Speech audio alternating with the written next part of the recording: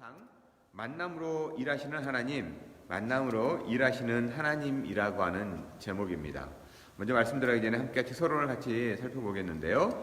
인생에서 제일 중요한 사건은 만남입니다. 만남이 저주로 끝나기도 하고 축복으로 끝나기도 합니다. 복된 만남을 위해 기도해야 합니다. 그러나 만남보다 더 중요한 것은 내가 누구인가입니다. 나 자신이 만남의 주체가 되기 때문입니다. 하나님 안에서 만나는 만남은 우연이 없습니다. 목적과 의미가 분명하기 때문이죠. 하지만 반드시 만나야 할 만남이라고 여겼지만 그 종착역이 서로 간의 비난과 저주로 끝나는 만남이라면 시작이 어떻게 되었던 간에 분명한 것은 서로 간의 이익과 욕망 충족을 위한 만남이었다는 거죠. 그러니 욕망이 채워지지 않거나 충족되고 난 후에는 그 만남을 어떻게 여기겠습니까? 귀찮거나 무의미하게 여기지 않을까요? 내가 이럴 것이라고 하는 인간적인 욕망으로 시작했으니 인간적인 결말이 나는 것이죠.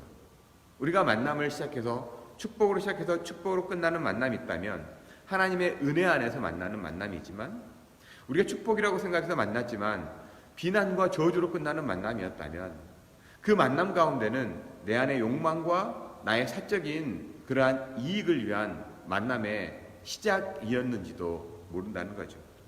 그러니 그리스도인으로서 우리가 만나는 만남이 하나님 안에서 만남이라고 믿는다면 우리는 상대를 향해 대하는 자세와 해석 또한 하나님 안에 있어야 한다는 겁니다.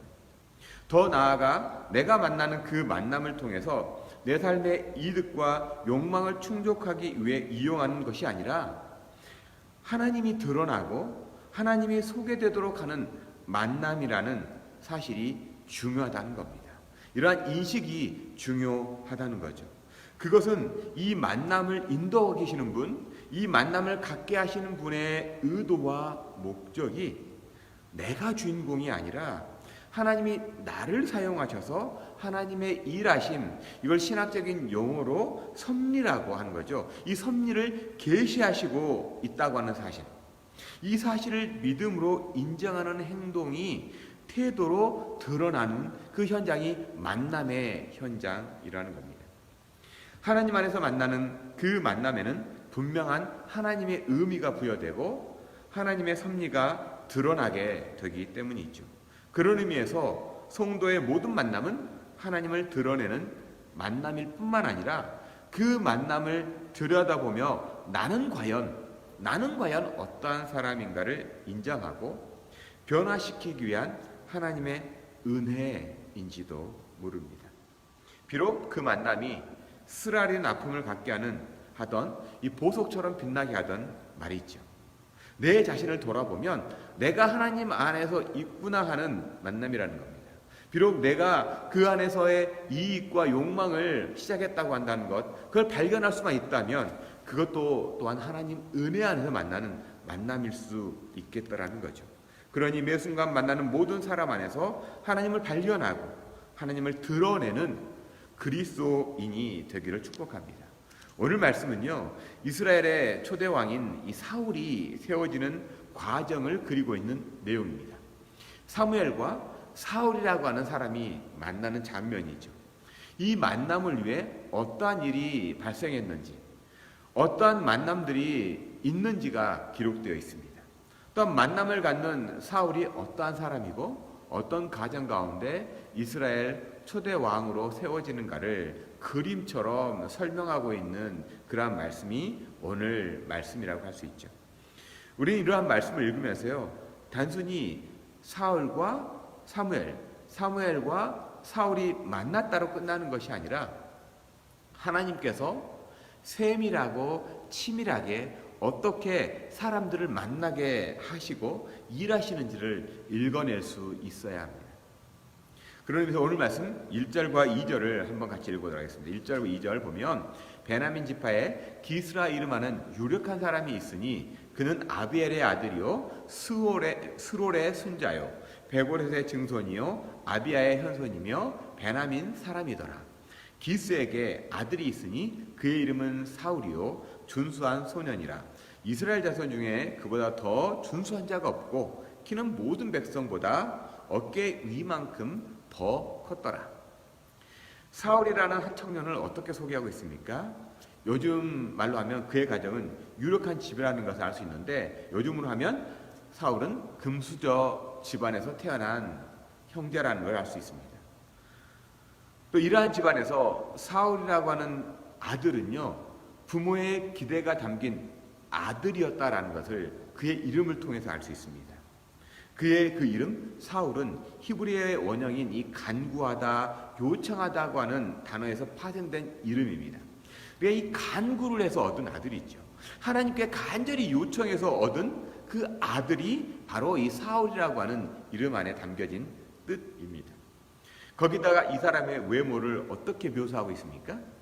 이스라엘 자손 중에서 사울보다 준수한 사람이 없더라. 요즘으로 하면 엄친아도 이런 엄친아가 없고 훈남도 이러한 훈남이 없다는 것 아닙니까? 거기다가 키도 컸다고 말해요. 집안은 유력하고 훈남의 키도 큰 청년 사울. 한마디로 부족한 것이 없이 자라난 청년이라는 걸 알 수 있습니다. 그런데 이 집안에 어떤 일이 발생합니까? 암나기들을 잃어버린 사건이 발생하죠.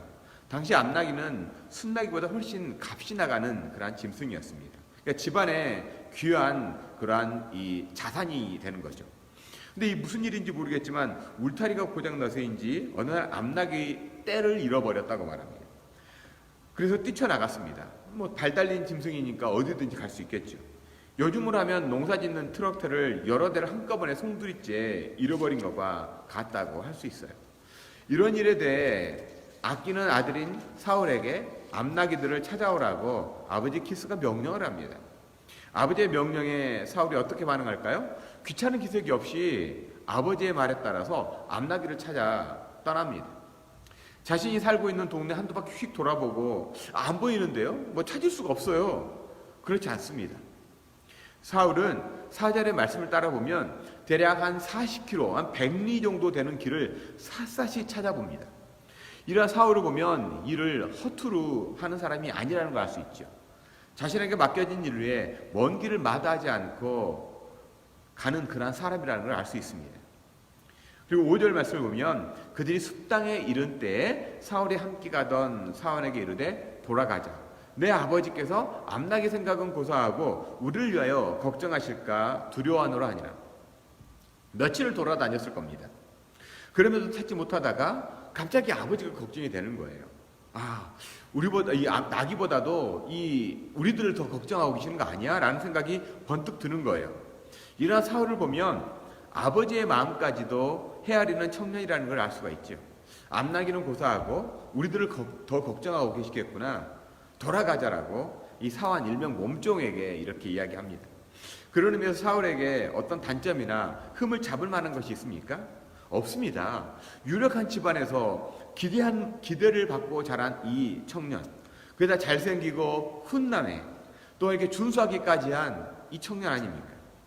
이렇게 사울이 종에게 이야기를 하니까 종이 뭐라고 대뜸 얘기합니까? 6절에 보면 그가 대답하되 보소서 이 성읍에 하나님의 사람이 있는데 존경을 받는 사람이라 그가 말한 것은 반드시 다 응하나니 그리로 가사이다. 그가 혹 우리가 갈 길을 가르쳐 줄까 하나이다 하니라.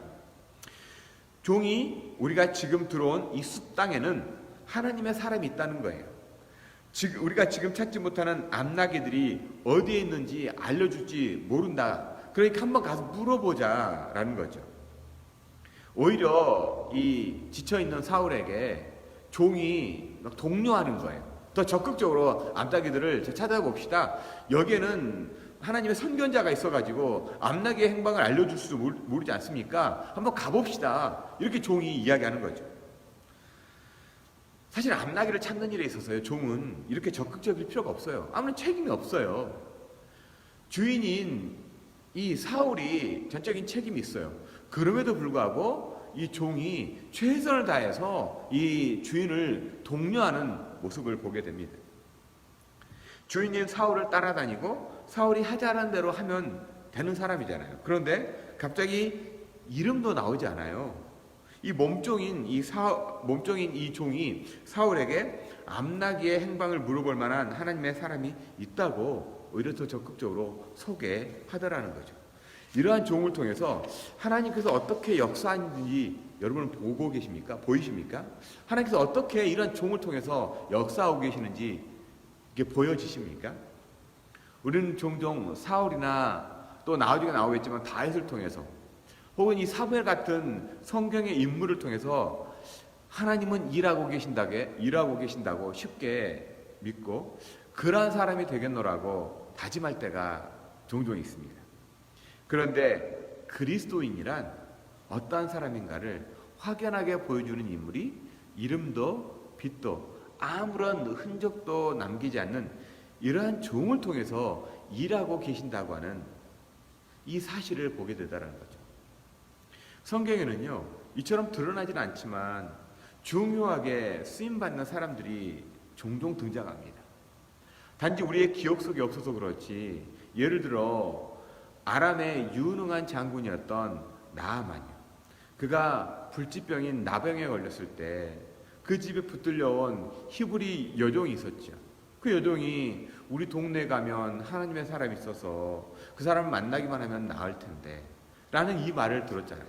이 말을 하게 되고 이 말을 들은 나아만이 아람 왕의 허락을 받아서 이 적대적인 국가였던 이 북이스라엘에 들어가서 엘리사 선지자를 만나러 가죠. 근데 이 엘리사 선지자가 어떻게 이 나아만 장군을 대합니까?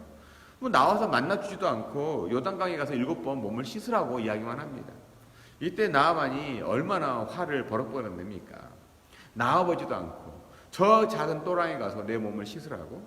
우리나라에는 이보다 훨씬 더 크고 깨끗한 강이 얼마나 많은데 그냥 가자고 얘기합니다. 이때 한 종이 병만 나오면 이것보다 더 어려운 일이라도 하실 것 아니냐고, 물에 들어가서 7번 씻는 거 그건 할 수 있지 않냐고 나아만을 설득하는 이 장면에서도 이름도 나이도 출신도 알 수 없는 종이 등장합니다. 이러한 종을 사용하셔서 하나님은 하나님의 일을 지금도 행하고 계심을 믿으시기 바랍니다. 물론 이름난 하나님의 사람도 있지요. 하지만 하나님의 생명체에는 오늘 말씀 속의 종처럼 나아만 장군의 집이 붙들려온 여종처럼 또한 돌아가려고 했을 때 나아만 장군을 설득했던 이 몸종처럼 하나님의 이름을 위해 쓰임받는 성도들이 이름이 별과 같이 빛날 것입니다. 그러면서 이 사울이 자신의 종이 하는 말 듣고 어떻게 반응을 할까요? 7, 8절 보면 사울이 그의 사원에게 이르되 우리가 가면 그 사람에게 무엇을 드리겠느냐? 우리 주머니에 먹을 것이 다했으니 하나님의 사람에게 드릴 예물이 없도다. 무엇이 있느냐? 하니 사환이 사울에게 다시 대답하여 이르되 보소서 내 손에 은 한 세겔의 4분의 1이 있으니 하나님의 사람에게 드려 우리의 길을 가르쳐 달라 하겠나이다 하더라. 며칠을 돌아다니라 들고 온 식량이 다 떨어진 것 같아요. 이게 무슨 의미일까요? 그래도 체면이 있지 어떻게 빈손으로 물어보냐는 거죠. 일명 현금이라도 두둑하게 챙겨줘야 하는 것 아니냐 하는 반응이죠. 이때 종이 굉장히 뜻밖의 반응을 보이는 거예요. 자신에게 은 4분의 1 세겔이 있다는 거예요. 사실 종의 입장에서 보면 사울이 돌아가자고 하면 그냥 돌아가도 뭐라고 이렇게 할 사람이 없어요. 어쩌면 주인의 말을 충실하게 듣는 종일 수도 있지요. 그런데 그렇지 않고 자신이 가진 그 은 4분의 1 세겔, 당시 노동자의 이 몇 달분에 해당하는 임금이라고 합니다. 작은 금액이 아니에요. 이 돈을 선뜻 내놓는 겁니다. 이런 종이 어디 있습니까? 사울이 만난 이 종을 통해서 하나님의 일하심이 증거되는 거예요. 즉 사울이 주인공이 아니라 종이 하나님께 쓰임받는 사람이라는 것을 우리가 볼 수 있다는 거죠. 마치 디베라 호숫가에서 물고기 2마리와 떡 5덩이를 내놓은 이 어린아이, 어떻게 보면 오늘 말씀에 나오는 이 종과도 비교가 안 될 정도로 초라한 것이지만 아이에게 있어서만큼은 전부인 거잖아요. 단순한 이 어린아이였다는 것 기록 외에 그 아이가 누구인지 아무런 기록이 없어요. 이처럼 무명의 한 사람을 통해 예수님의 따뜻한 마음과 신적인 능력이 증거되는 역사가 신약에서는 분명히 기록되어 있지 않습니까? 사울의 이러한 태도를 보면서 아버지의 말에 순종해서 잃어버린 암나귀를 찾기 위해 애를 쓴 것을 보이지만 자신에게 맡겨진 미션이 있잖아요. 그 이 미션은 완성하지 못했어요. 근데 이를 위해서 옆에 있던 종이 더 적극적으로 사울을 도운 겁니다. 종의 말을 따라서 하나님의 사람을 찾아 나선 사울 일행이 이번에는 어떤 사람들을 만나게 됩니까? 이제 11절 말씀을 보면 그들이 성읍을 향한 빗달길로 오다가 물 기르러 나오는 소녀들을 만나 그들에게 묻되 선견자가 어디 있느냐 하니 물을 기르러 나오는 소녀들을 만났다는 거죠. 근데 이 소녀들이 선견자에 대해 아주 자세하게 알려줍니다. 저 개인적으로요, 제 고향은 지방이에요. 서울에 처음 올라가서 길을 묻는데 손가락은 고사하고요, 한여름에도 그렇게 추워서 그런지 두 손을 이렇게 바지에 쑥 집어넣고 턱으로 이리 가면 된다고 이렇게 가라고 하는 사람이 많았습니다. 그런데 길을 물을 때 제일 곤란한 것이 어떤 거냐면 전혀 정반대의 길을 알려주는 사람들이에요. 차라리 모르면 모른다고 하면 되는데 마치 길을 아는 것처럼 저쪽으로 가보라고 가면 헛걸음일 때가 한두 번이 아니었습니다. 거기다가 최악은요, 잘은 모르겠는 대로 시작해서 저리로 가다 보면 나올 것 같다고 하는 분들이요. 그 말을 들으면요, 가야 하나 말아야 되나. 그래서 나보다 먼저 여기서 산 사람이니까 그냥 넘어갈 수도 없고 참 이렇게 어떻게 할 수가 없어요. 이게 갈팡질팡이요. 잘은 모르겠는데 아마 저쪽으로 가면 있을지도 몰라. 아마 그 사람 정직하게 얘기했을지 모르는데 차라리 나 잘 몰라요, 다른 사람에게 좀 물어보세요, 그랬으면 제가 망설이지 않잖아요. 근데 잘은 모르겠는데 아마 저쪽 가면 있을걸? 이 말이 굉장히 어려운 말이에요. 그러면서요, 참 서울 인심 한번 참 고약하다, 그 생각을 하곤 했습니다. 근데 요즘 뭐 길을 물을 필요 없잖아요. 전화기만 보면 뭐 척척 다 알려주잖아요. 이처럼 소녀들은요, 선견자의 일정과 마을의 상황을 아주 자세하게 알려줘요. 어쩌면 우리 그리스도인들이 가져야 할 태도가 이런 소녀들 같은 삶의 자세가 아니냐는 거예요. 이 사울 일행이 만난 이 소녀들과 같은 태도, 모르면 모른다 하고 알면 거기까지 직접 데려다주는 친절을 베푸는 삶의 자세 말이죠. 소녀들이 알려준 말을 따라 급하게 성읍으로 올라가서 산당으로 향하는 길에 사무엘이 마치 기다렸다는 듯이 만나게 됩니다. 근데 이러한 우연한 만남 같은 만남이 어떻게 일어났는지 분명히 알 수 있는 대목이 오늘 말씀 15절이에요. 종이 그냥 가도 되는데 한번 가보자고. 그러면서 뭐 아무것도 없는데 내가 은 4분의 1 세겔 있다고 한번 가보자고. 사울은 그 말을 따라서 올라가죠. 그 말을 따라 올라가다가 소녀들을 만납니다. 아, 마침 우리 마을에 이렇게 또 제사할 일이 있어서 선견자가 왔다고. 그러니까 빨리 가보라고. 빨리 가면 선견자를 만날 수 있다고 하는, 그렇게 알려주는 친절한 만남을 만나잖아요. 마치 이것이 우연 같은 만남이잖아요. 그러다가 또한 사무엘을 만나게 되는데 아주 우연한 만남인 것처럼 만나게 되죠. 근데요, 그것이 우연한 만남이 아니라고 하는 것을 오늘 말씀 15절에 뭐라고 말씀합니까? 사울이 오기 전날에 여호와께서 사무엘에게 알게 하여 이르시되, 여호와께서 사무엘에게 알게 하여 이르시되, 사무엘에게 내일 있을 일을 알려주셨다는 거잖아요. 어떻게 이것이 가능할까요? 야훼 하나님에게 있어서는 시간의 순서는 의미가 없습니다. 사람의 편에서 어제나 내일이라고 하는 시간을 둔 것뿐이에요. 종종 귀신같이 맡는 것이 어제, 즉 과거 일 아닙니까? 그 용한 점쟁이가 해주는 말에 훅 넘어가는 것이 사람이죠. 어제의 일을 말 그대로 귀신처럼 맞추기 때문입니다. 그렇다면 왜 사람들은 용한 사람들을 찾아갈까요? 뭐 과거 일 맞추는 것 알아보게 찾아갑니까? 내일이 어떻게 될까? 내일이 두려워서, 내일이 불안해서, 내일이 기대가 돼서, 내일이 어떻게 될까를 알기 위해서 찾아가는 거 아닙니까?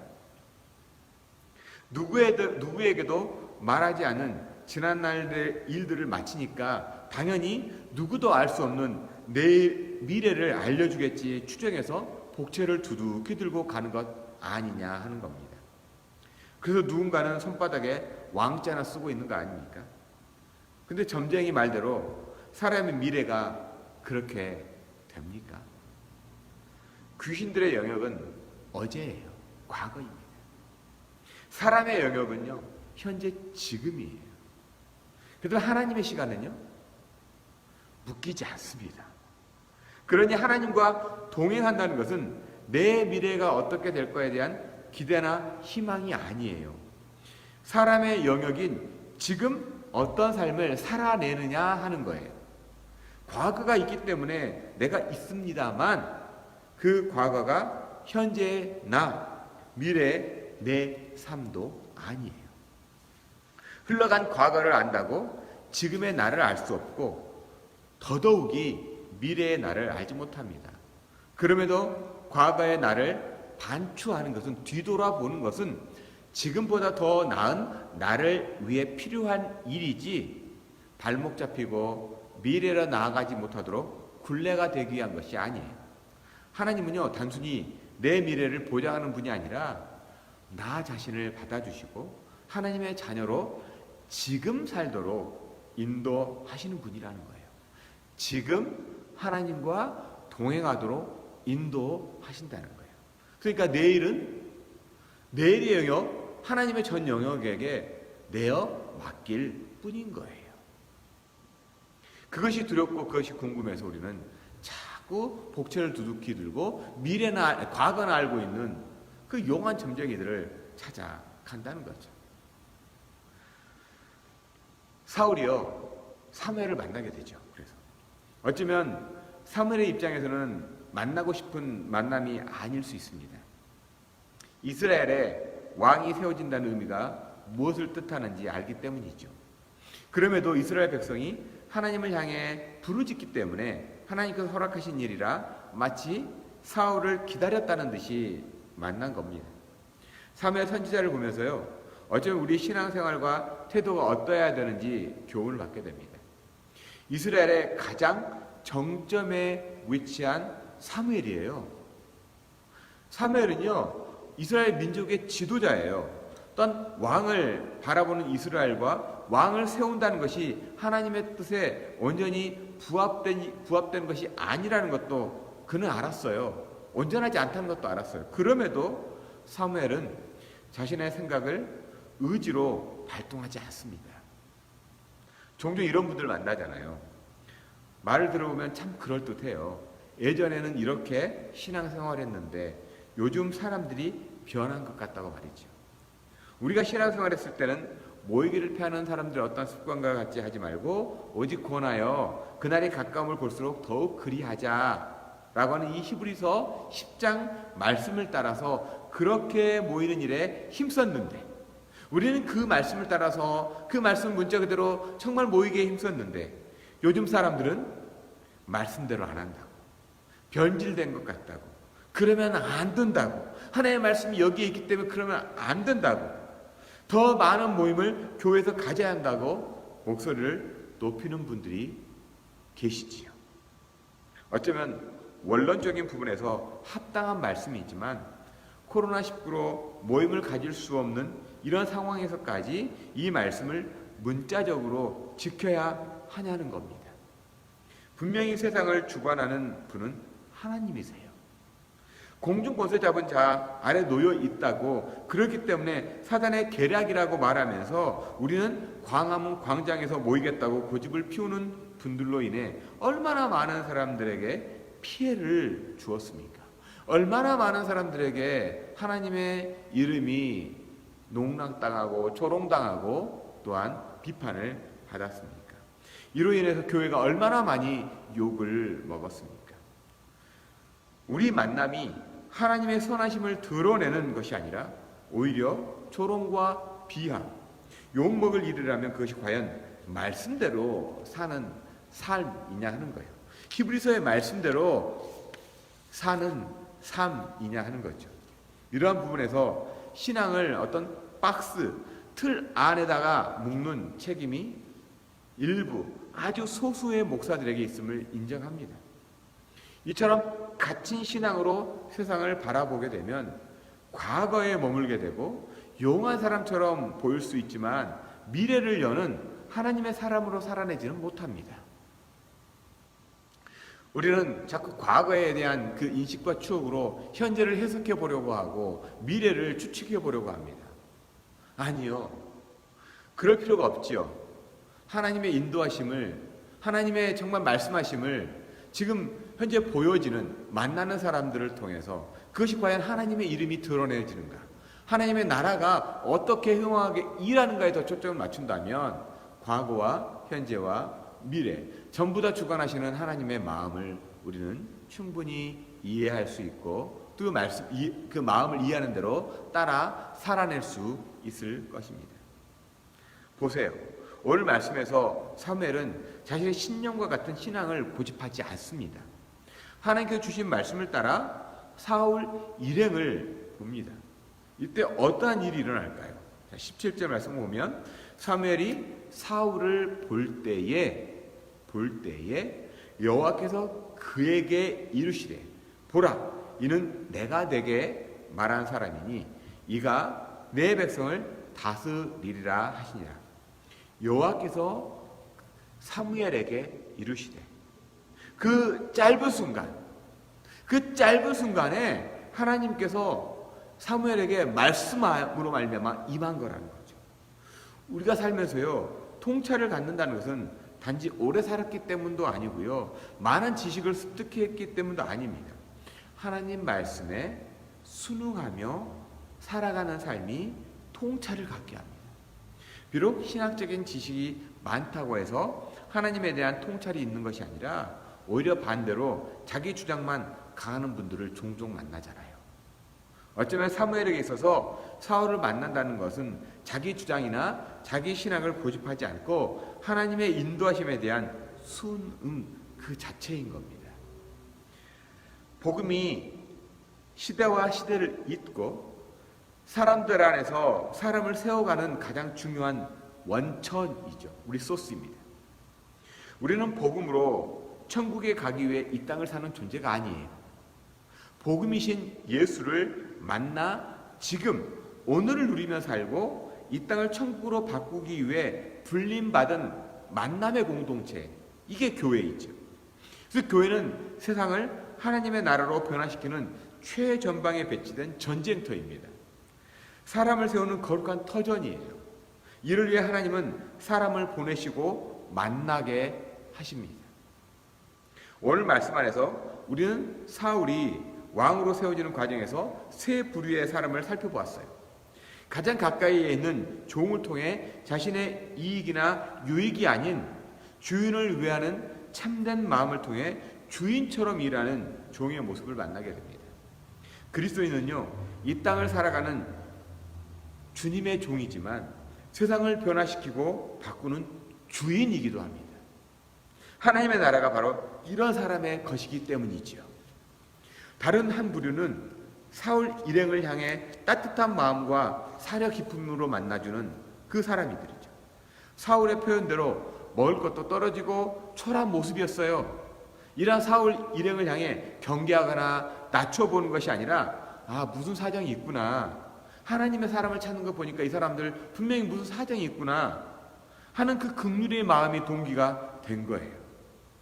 그리고 사울이 말했던 대로 선견자를 만나려면 행색도 갖추고 그 손에 뭐라도 들고 가는 것이 예의라는 것, 그것이 맞는데 아무것도 없는 행색마저 초라한 이 부류를 만났던 소녀들이지만 행색이 초라함에도 불구하고 선견자를 만나겠다는 것은 그만한 사정이 있을 것이라고 하는 배려가 동기가 되어서 그만큼 도운 거예요.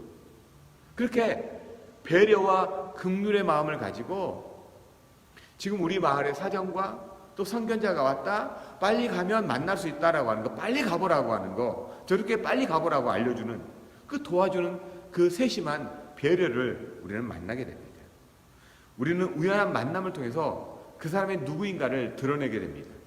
만일 누군가 주일 아침 교회에 대해서 묻는데 턱으로 저기저기로 가면 된다고 했던 사람을 만약에 예배당에서 만난다고 하면 참 난감하지 않겠습니까? 마지막으로 사무엘과의 만남을 통해서 우리는 신앙이라 이름하는 이 신념과 고집이 아닌 하나님의 마음이라는 통찰이 무엇인가를 교훈받게 됩니다. 어쩌면 우리가 맞닥뜨리고 있는 이 21세기의 현실 앞에서 신앙에 대한 통찰이라면 사무엘과 같은 자세가 아닐까요? 코로나19가 갑작스레 닥친 현실 앞에 교회의 머리가 되시는 예수님께서 바라시는 만남으로 이루어진 모임은 과연 어떤 교회일까? 과연 어떠한 모습이 교회일까 하는 고뇌와 기도가 있어야 하는데 어쩌면 이것이 기회가 되는 시간인지도 모르겠다라는 겁니다. 과거의 영광에 붙들려 덩그란 건물이 기념비가 되거나 새로운 시대를 열어가는 사람으로서 교회가 되거나 아니면 광야를 떠돌며 방황하는 사람들이 되는 길 외에 찾을 수 없습니다. 세 가지 길 외죠. 그냥 덩그란 건물만을 기념하는 그런 교회가 되거나 아니면 새로운 시대를 열어가는 그런 모임이 되거나 아니면 이것도 저것도 아니라 광야로 나가서 떠돌이가 되는 방황하는 그런 가난한 성도가 되거나 하는 거죠. 오늘 말씀은 우리가 이러한 사람을 만나는 축복을 누리자는 의미가 아니에요. 이런 세 부류의 사람을 만나는 축복을 우리가 누렸으면 좋겠다는 게 아니에요. 하나님께서 세우신 사람을 만났던 사람 같은 삶이요. 소녀들 같은 그리스도인의 태도요. 사무엘과 같은 신앙이 되기를 바라시는 하나님의 마음을 만났으면 좋겠다는 거예요. 내가 종의 태도를 갖고 내가 소녀와 같은 그러한 배려의 마음을 가지며 사무엘과 같은 그런 신앙을 갖는 사람이 되었으면 좋겠다는 거죠. 여러분 그렇다면 왜 하나님은 사람을 만나게 하시는 걸까? 그리스도인의 만남의 목적이 과연 무엇일까? 이스라엘 초대 왕이 세워지기 위한 그런 만남을 예비하신 걸까요? 오늘 말씀을 통해서 살펴보면 단지 이스라엘의 초대 왕을 세우기 위한 만남을 그렇게 연차적으로 이렇게 하나님은 계획해 놓으신 것일까요? 아니라는 거예요. 하나님에서 만나는 만남의 분명한 이유가 오늘 말씀 16절에 아주 잘 녹아 있습니다. 오늘 말씀 16절을 보면요, 분명히 이렇게 기록이 되어 있습니다. 한번 같이 읽어볼까요? 내일 이맘때에 내가 베냐민 땅에서 한 사람을 내게로 보내리니 너는 그에게 기름을 부어 내 백성 이스라엘의 지도자로 삼으라. 그가 내 백성을 블레셋 사람들의 손에서 구원하리라. 내 백성의 부르짖음이 내게 상달되었으므로 내가 그들을 돌보았노라 하셨더니, 한 사람을 왕으로 세우기 위해 사무엘을 사용한 것처럼 보이지만 보다 근원적인 이유가 뭐라고 말씀합니까? 내 백성, 하나님의 백성을 블레셋 사람들의 손에서 무엇하기 위해서요? 구원하기 위해서라고 말합니다. 구원하기 위해서. 또한 내 백성의 부르짖음에 대해서 응답하기 위해 이 만남을 의도적으로 갖게 했다라고 이렇게 말씀합니다. 우리 만남이 서로 기분 좋은 만남으로 끝난다면 그것도 나름의 의미가 있을지 모릅니다. 하지만 하나님 안에서 만나는 만남은 그 만남과 무슨 의미가 있냐는 거예요. 그냥 기분 좋은 거, 내 기분 좋은 곳으로 끝나버린다는 거예요. 하나님 안에서 만나는 만남은 과연 어떠한 의미가 있느냐 하는 거예요. 우리 만남은 우연이 아니야. 어떠한 만남일까요? 하나님께서 나를 사용하셔서 구원하기 위한 만남이라는 인식으로 사람을 대한다면 우리의 태도는 어제와 조금 다른 나의 삶이 되지 않을까요?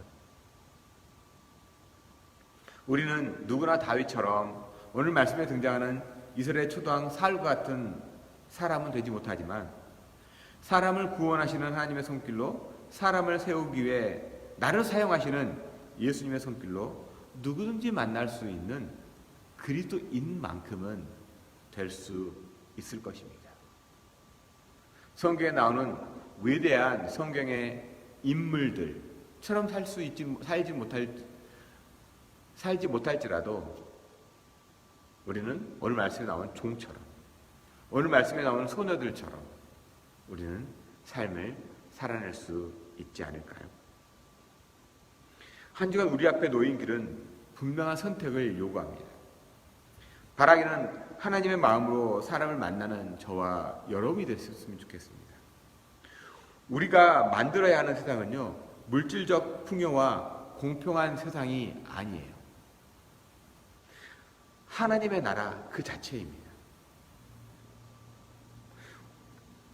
우리가 만들어야 하는 세상은 공정과 정의가 가득한 세상이 아니에요.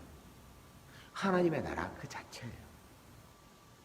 그를 위해서 하나님은 우리를 교회로 모아주시고 만남을 갖게 하시고 그리고 하나님의 생명책에 그렇게 아름답게 빛나는 이름으로 기록해 놓으신다는 겁니다.